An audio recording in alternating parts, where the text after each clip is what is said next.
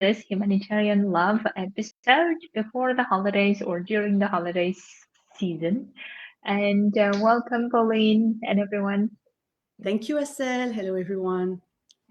Yes, hello everyone. So the topic that we wanted to talk about, that the topic that I think will come up, especially also when we interact with other humans, especially with our family members and all the things, all the people, that the topic of safety and feeling safe within where we are.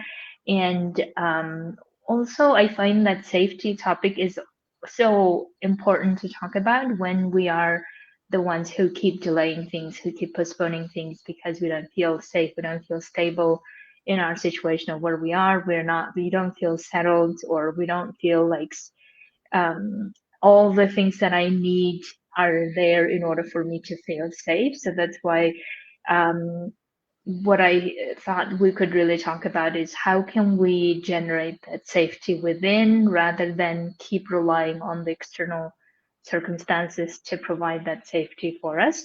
So that's why, Pauline, let's start the topic of why we don't feel safe. I think is like the essential thing that we usually talk about, and then we go to what to do about it.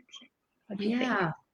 Yeah, I think it's interesting to have this conversation again because we have an audience of humanitarian workers where the idea of safety and security, we talk about it. You know, when we're in mission, we make like a contingency plan, we make risk Yeah. assessments, we try to mitigate the risk. So it's a concept that we are familiar with, but today we want to talk about it in a different way, in safety in our body, in ourselves. So um, I wanted to briefly explain that the way we are wired, the way our brain is functioned, we have basically like a more advanced, developed brain, the cortex, but we have like a primal brain, reptilian brain that comes from when we were reptilians. So that is a very old brain that is wired purely for survival, that is wired to keep us safe, basically. So this is at the back of our heads, and this is leading many of our behaviors. And this is so important to know this for relationship because we can understand better what is happening, why we're having those thoughts, those feelings, those reactions. So yes, I think just to remember this, that's a big part of what is leading our behavior and everything is out of safety, is needing to feel safe. Is this person safe? Is this environment safe? You know, it's not anymore like I'm going to be attacked by a predator. It's something else, right? Is, oh, my boss is raising his voice and there's something that happened. So basically, this part is connected to our nervous system and it's going to create a response in our body. And so the classic response is fight or flight or freeze. So if we think we are in danger, we might fight back, we might argue, or we might fly, we might shut down, and we might like kind of run away as if we were escaping a lion, but we're like, oh, no, no, no, I don't want to have dealt with this conflict. Or we might freeze, like lose totally our means, you know, our resources. So very briefly, just for people to be aware, if they are not, about this is happening and this is guiding a lot of our functioning. And in relationship, the way our brain is grows and nervous system develop is when we're very young, up to 18 months especially. So as we grow, you know, as we develop, the main question we have as babies, as toddler, is, am I safe? Am I safe with my caretakers, with my parents or caretakers? Like, am I loved? Am I safe, basically? Are my needs met? So this is about the attachment theory and the way we attach to people around us because our survival depends on them. If they are not feeding us, if they are not making us warm, then we're going to die. Like, it's a real situation of life or death. But this builds into our system. And then when we are adults and we engage with romantic partners, this question, am I safe, is still there. It's not on the awareness, but it's like, can I trust this person? Then we talk about trust. Then people will relate more if we talk about trust issues. Can I trust myself? Can I trust the other? Can I open up? So this is where this concept of safety is coming from, and it's is present in every moment in our life, actually. So it's so important to talk about it. Yes, absolutely. And I was also thinking in terms of like basically the way that I'm thinking about safety is that when I feel trust, whether from another person, from myself, that's when I really feel like I feel safe. And then whenever, whatever reason, like Pauline was saying, in terms of the unconscious mind telling me that no, you're not safe, then obviously I start doing actions or not doing actions, right? So that's why you will always know. I think most of us are so familiar with the physical safety, right? We are so good at like automatically knowing when to not be where we are not supposed to be or where it's dangerous.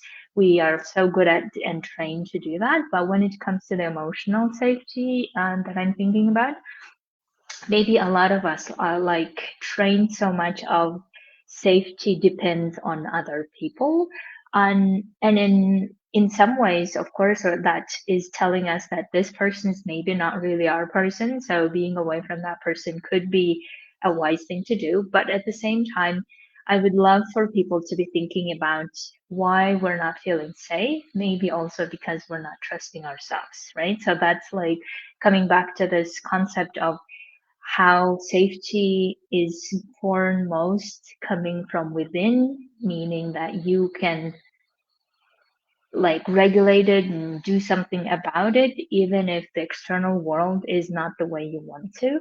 And the reason that also I was thinking why it's important to talk about is that, like I was saying, that many of our humanitarians that I talk to is like we are postponing a lot of the things of I need to have a better contract in order to feel safe or like financially safe, stable. Because whenever we say the word stable, I think we also mean that safety, really, even though we're maybe not conscious about it. But so, and then we can only start families if I can only get this high position in the career, right? So, um, I really want everyone to think about how we can create that safety within, that trust within, without relying to those, the contract and the careers and all the other things, even though they're very important. And I totally agree that we want to be fulfilled in life. We want to be doing things that we want to do. But at the same time, if there are other aspects of our lives like love,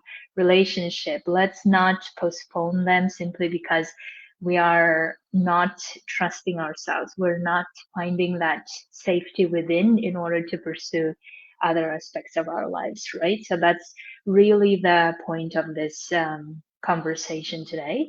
So now that I think we have talked a bit about like why we don't really feel safe and where it comes from and how we recognize it.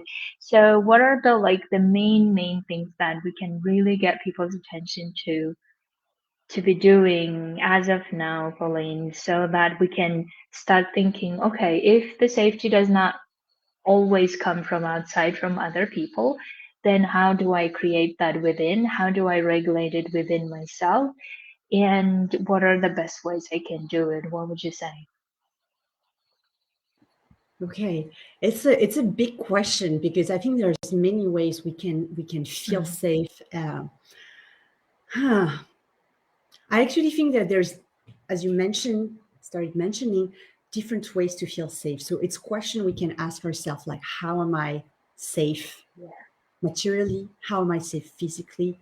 How am I safe emotionally? How am I safe mentally? How am I safe energetically? Like maybe I go a bit further, but Yes. that's a question you can ask yourself, and then how to increase, let's say, the volume if there was like a button we're turning on, like how can I feel safer? And this question can be asked in different moments, and you can, yeah, and figure of safety, like walking in the streets during the daytime, maybe there's a certain level of safety. Then you walk at night, there's a different level of safety, Yeah. right? So I think the topic is quite wide. But for me, how I work on, especially in the topic of love and relationship, I'm like, you will feel safe once you trust yourself. And the work on trusting yourself, I use different pillars. And one is more at the mental level of like attaching it to the worthiness. Is like when you value yourself, when you know your self-worth really strongly, there is a grounding, there is a strength that you will not feel threatened by the possible thoughts or words or actions of somebody else. You know, you can go on a date, the person can ghost you, can say, I'm not into you, can say something that might hurt you.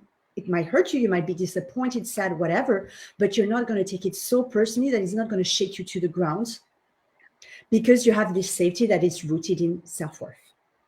So I think this is one point that's like, I know who I am and I love myself. I know my value and I'm not outsourcing it to whatever people think about me or say about me. Like I know it's there. And so this I think is is one way to feel emotionally safe, is like Yes. fighting or doing the work to be super, to feel worthy.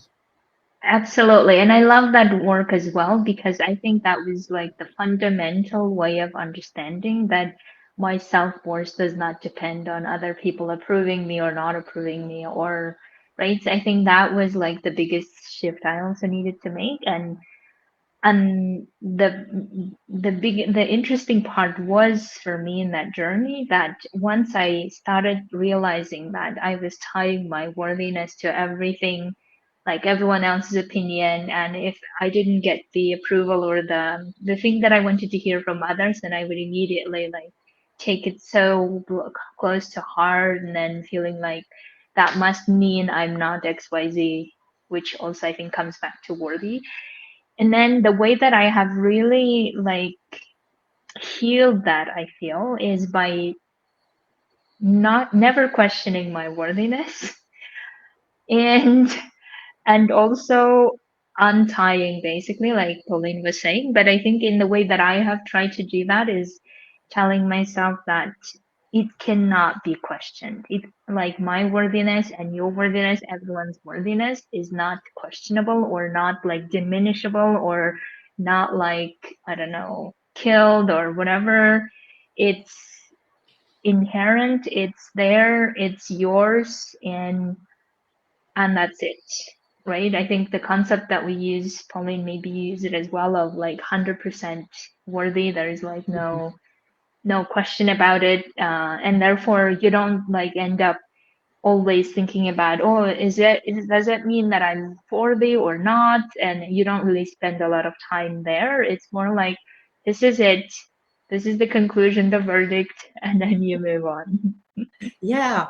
Yeah. And maybe to add, because it's true that we want to, condition it to people say, think, or Yeah. judge, but also we also condition it, and I'm the first one guilty, to what we do or not do. We're like, oh, Yeah. if I do, like we kind of know we're worthy, but still like, oh, like I Yes, still need to write this report or do this thing, and like, oh yes, no, no, no, no. So this is a big topic about how you feel this, and but yes, yeah, as you say, like deciding, just the deciding, and or realizing that we are yeah, all worthy because we are a human being, and that's it.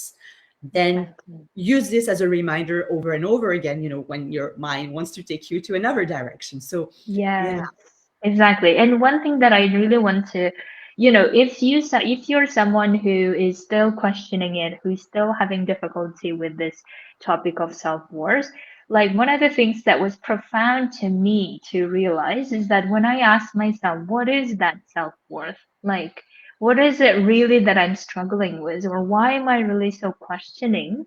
Mhm. Like defining for myself what that is, my brain couldn't even come up with an answer. It wasn't even like, oh, this is the reason why. It was like very vague, weird thing that I was just struggling with without really realizing what that was.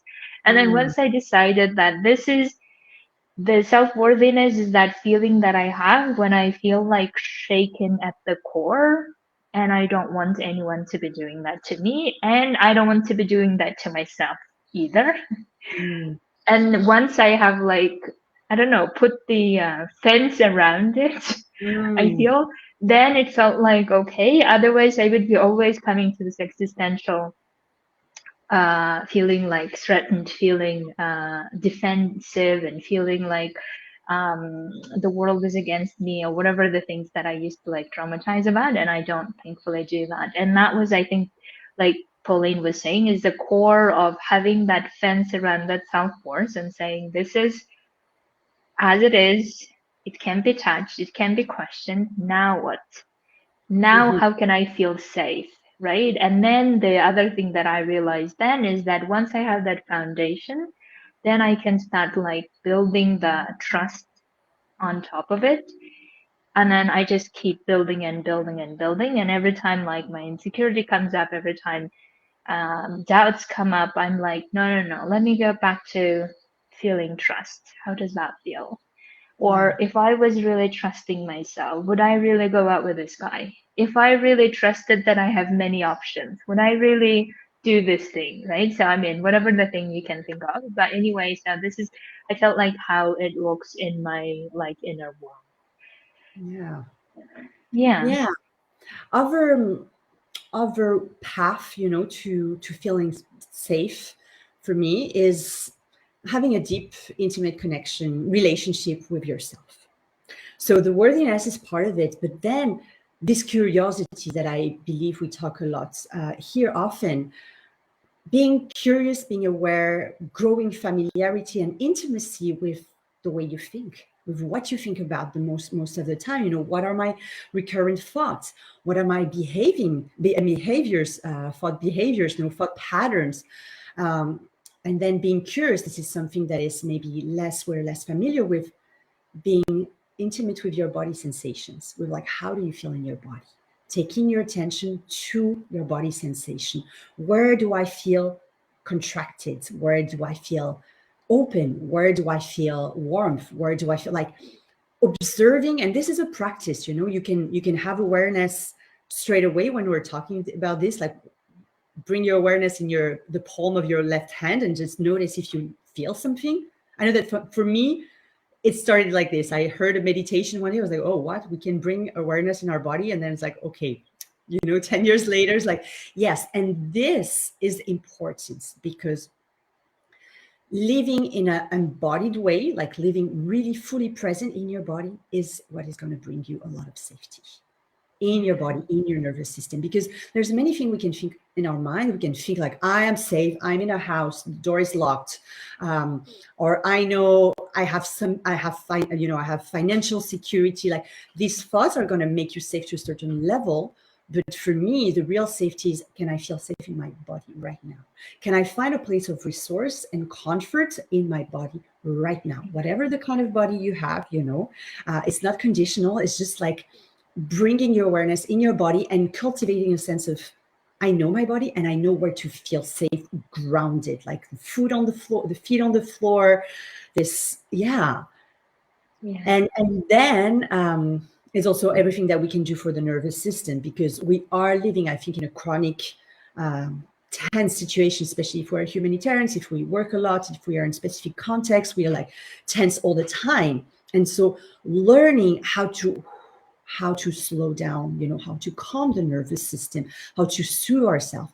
And there's different ways to do this. There's yoga, there's meditation, there's mindfulness, there's just breathing, conscious breathing, cardiac coherence, like many things. There's touch, many things that involve the body that are not complicated, that nowadays is like accessible in any YouTube channel, and that anybody can do anywhere in the world, just to learn to be able to calm yourself down. And practicing this on a regular basis will make it easier for you the day there's a big threat, a day there's something happening, like maybe physical threat or emotional threat. You learn about somebody being sick, or dying in your family, that you have a shock, your nervous system goes in shock. Like, how can you then unwind and soften again, not to get into this tense mode that is taking so much energy from you, so much life actually from you.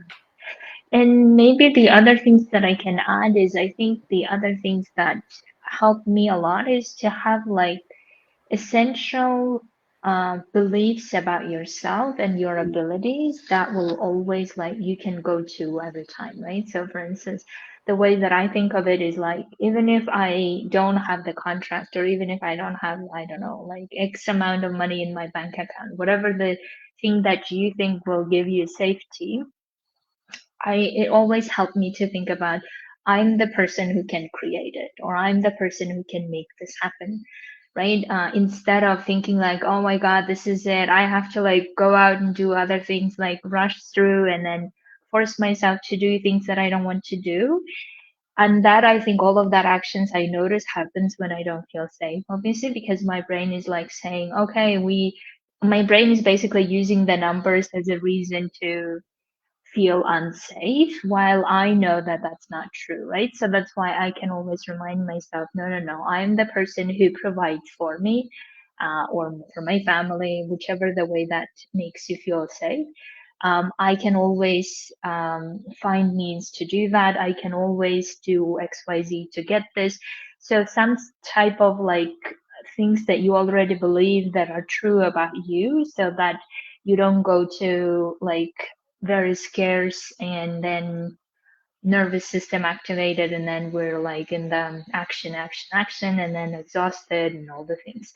The other thing that I think often also that helps me to think about, that helps me feel safe, is not to think too much about other people's opinion. I mean, best not to think about it, but if you can't, if you're someone who is so curious about what others are thinking about you, and whether you are writing saying the right thing or all the things, like especially in work environment, right? Because we also have certain people who are very triggering for us.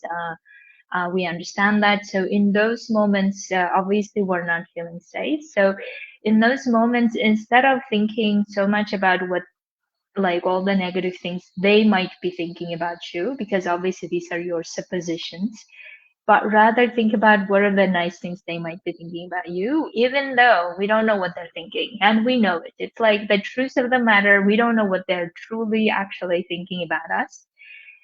And oftentimes I find that because of those opinions, we believe we cannot really do this and this because we wouldn't be approved, we wouldn't be validated, and therefore we don't feel safe. But instead, let's think of all the other things, all the other people who are around us. Imagine that they are thinking all the nice things about us or supportive things about us, so we can go ahead and do things that we want to do, right? So don't let your opinions about other people of what they might be thinking about you, don't let that stop you like doing things that you want to do.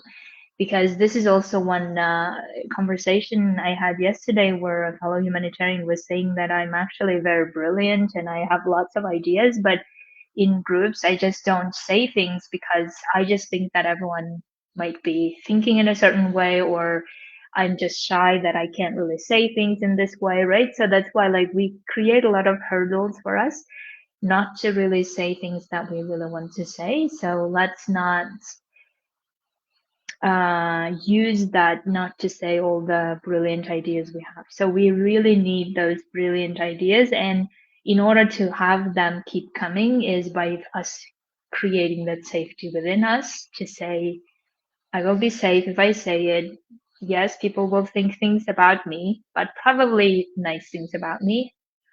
And if not, well, we let them think whatever they want to think, right? But important that we, in that moment, we allowed us to trust ourselves to say the things that we want to say. So I think we have given lots of different ideas for people to consider. Any last minute ideas? No, I think, yeah, the conclusion to wrap up the conversation, because it's true that we all came with, our own point of view on this topic, but how I see the common thread is that, and or the main idea is safety is created within. Yeah.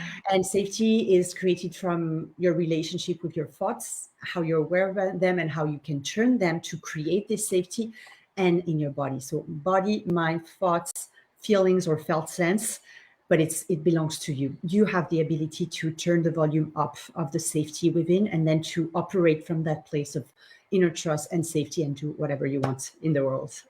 Yes, amazing. I love that concept of just like us being in charge of how we regulate that safety, right? And sometimes maybe unsafety is also good for us to get away from the people that we don't want to be next to. So that's also good to know.